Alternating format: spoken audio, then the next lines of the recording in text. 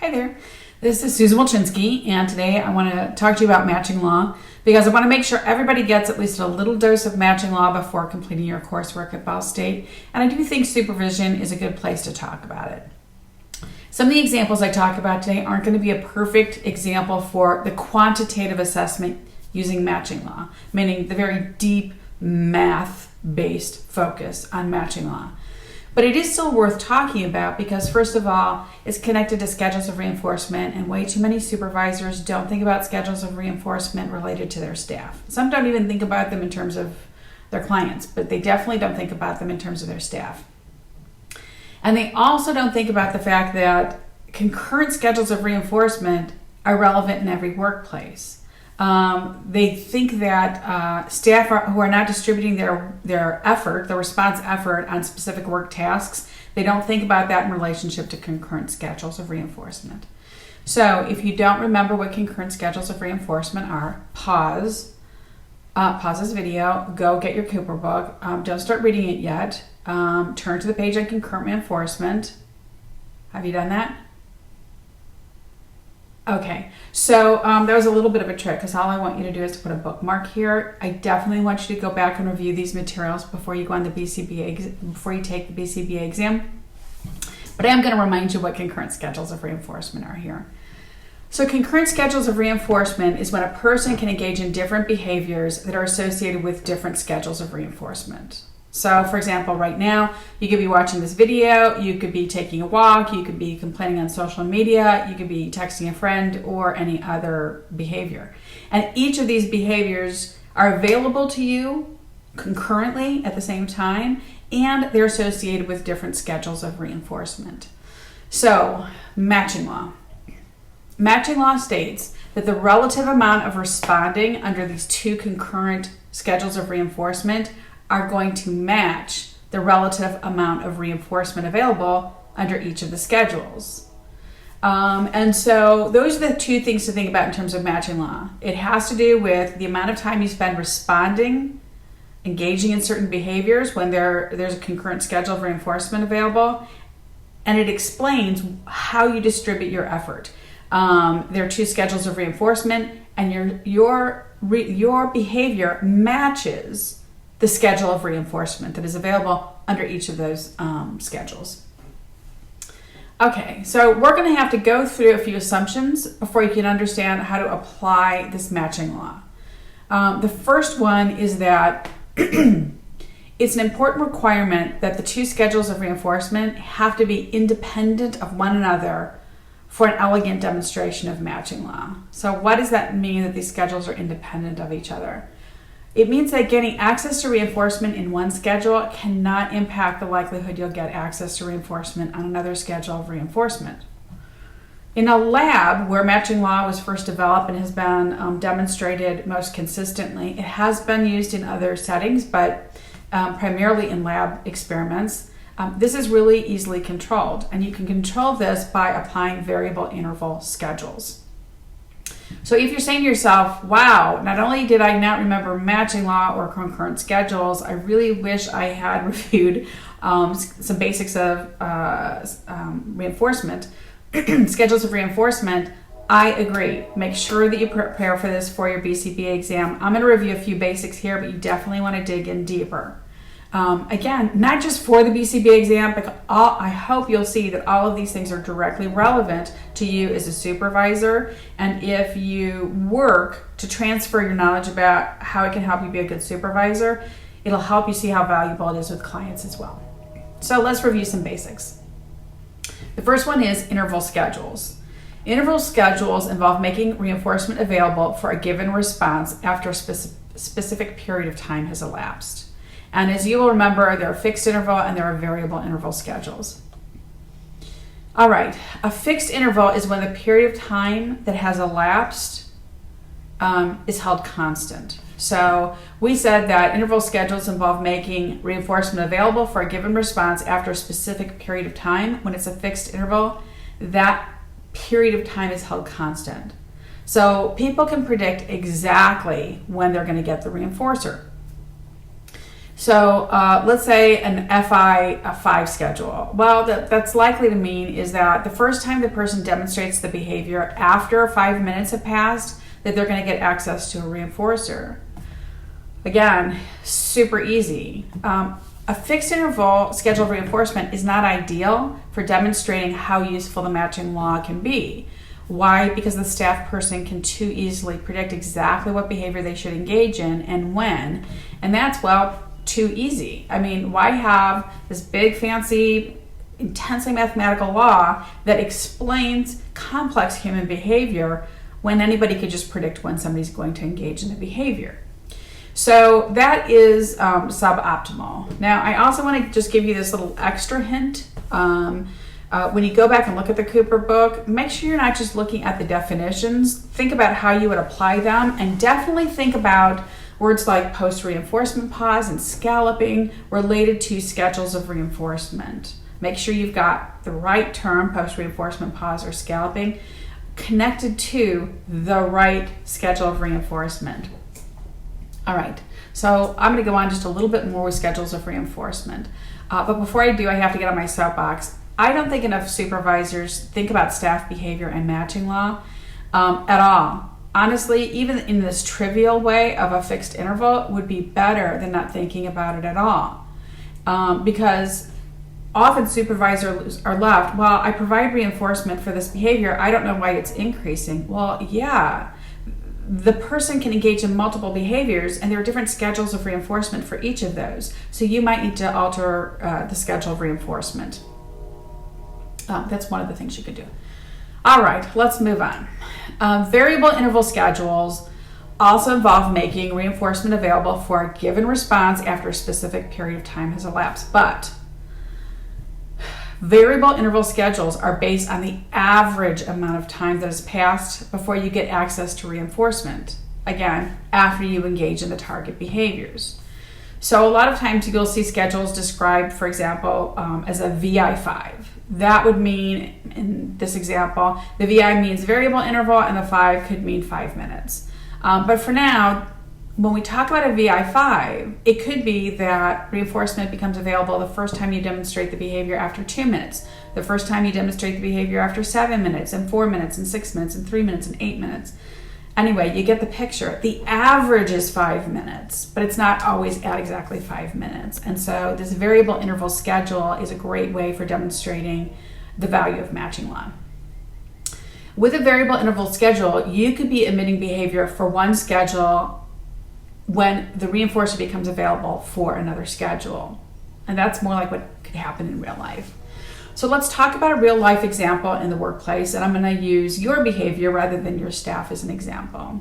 So a behavior you might use at the in the workplace, checking your email. You check your email at different times of the day instead of checking it every time your email comes in, right? I hope, because how do you get anything else done if you don't? So, but you don't like, oh, I'm going to check my email once every 15 minutes, once every 30 minutes, or once every 2 hours. You have an average amount of time before you go and check your email. Now let's talk about another behavior, progress notes. So let's talk about the consequence for completing your progress notes, your boss checking up on you and providing a consequence for you completing those progress notes. So now you've got two behaviors with two different schedules of reinforcement. And again, your boss doesn't tell you, oh, I'm going to come on this day and check your progress notes at exactly this time. You might even have an idea about how often they stop by and check on your progress notes, but it's not exactly the same every time, so it's more variable. All right, so those are two examples of variable interval schedules in the workplace. So the reason to review these schedules of reinforcement is that you need to think about them not only in relationship to the BCBA exam, but how it's going to affect your behavior and in the future the behavior of your staff. If you could more effectively predict how your staff will spend their time based on the schedules of reinforcement that are concurrently available, that would be really helpful, right? And so even more important, when you identify that your staff are not investing the amount of time you want them to in a particular work task, it might give you a hint on how to fix that problem. That is, you might need to tweak the schedules of reinforcement for specific work behaviors. All right, so that was a lot covering the first requirement. And so just in case you forgot it, while we were reviewing the basics, the first requirement of matching law is that our schedules of concurrent reinforcement must be independent of each other. Our second requirement of matching law is both the magnitude and the delay in reinforcer delivery must be constant across the two schedules. So now let's look at our examples that we gave and see if this holds true for the workplace. Is the magnitude of reinforcement for checking your email equivalent to your boss praising you for keeping up your progress notes? I don't know. I actually find my email pretty aversive because I get too much of it. And so my boss praising me might be more valuable. On the other hand, I might get some really funny GIFs, GIF, if you're a GIF person instead of a GIF person, and in my email, because my friends send them to me, and so the value of reinforcement there might be much higher. So the magnitude of reinforcement might be really different in the workplace for these two behaviors. How about, do you receive reinforcement as quickly after checking your email as you do after completing your progress notes? No, your boss doesn't just stand over you and deliver praise as soon as you finish your progress note. What happens? They come and they check your email, your progress notes, and if they're done, they deliver praise. So this isn't a perfect example for the second requirement, but I do still think that there's a value in thinking about magnitude and delay of reinforcer delivery in terms of staff behavior.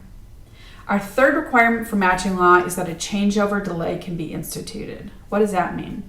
Well, for matching law, when they do these experiments in labs, a changeover delay stops the person or the animal from responding to one schedule and then immediately switching their behavior to another schedule. And they do this by making reinforcer available immediately after you switch over to the other task. Otherwise, you just basically get reinforcement under this schedule and then you immediately shift your behavior. So this is something they can do to control this variable.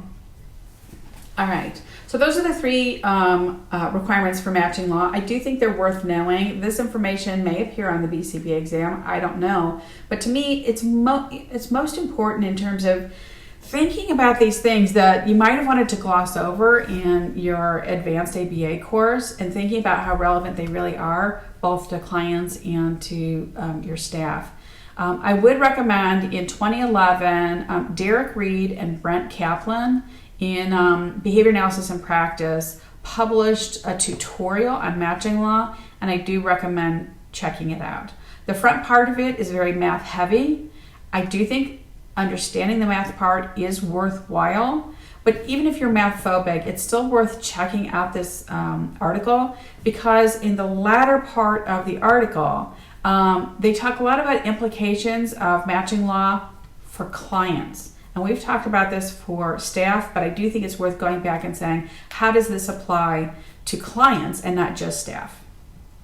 Okay, but for now, let's get back to matching law in the workplace.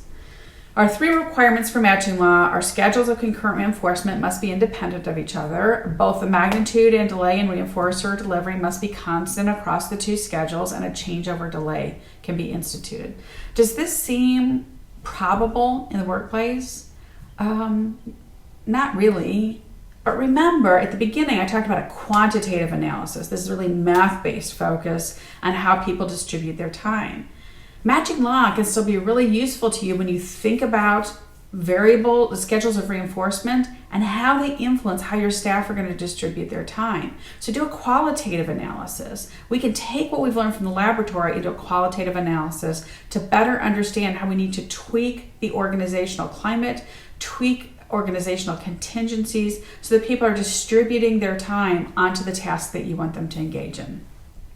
So as I've already said, when two or more schedules of reinforcement are operating, which is probably always in the workplace, then behavior is going to be allocated to these schedules of reinforcement based roughly on the frequency and quality of reinforcement. That tells you that if your staff are allocating their time to non-work activity like checking their phone, or even if they're doing work activities, but those that you don't think should be the highest priority, there are things that you can look to change. You can immediately look at what is the frequency and the quality of reinforcement for the work behavior that you want to increase, but also looking at what is the frequency and quality of reinforcement for the work behavior you want to decrease. You have to look at both sides of that.